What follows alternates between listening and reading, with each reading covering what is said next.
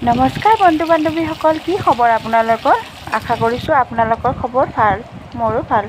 বন্ধু বান্ধৱীসকল, মই এতিয়া জুইত বনাম ব্ৰইলাৰ মাংস।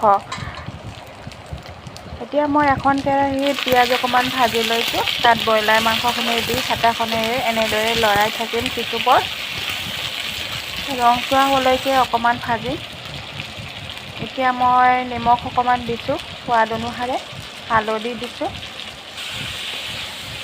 আৰু অকণমান লৰাই দিছোঁ।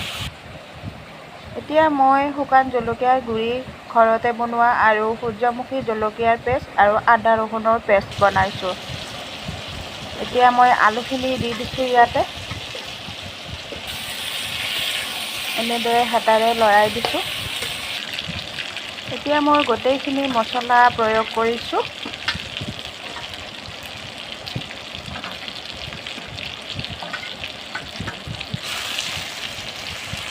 এনেদৰে হেতাখনেৰে কিছু পৰ লৰাই দিছোঁ।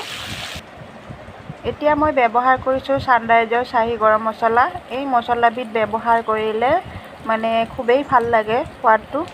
আপোনালোকে কি মছলা খায়, আমাক কি খায় সেইটো জনাবচোন। ইয়াতে মই অকণমান পানী প্ৰয়োগ কৰিছোঁ। মই এইখিনি ভালকৈ সিজিবলৈ ঢাকনিখন মাৰি দিছোঁ।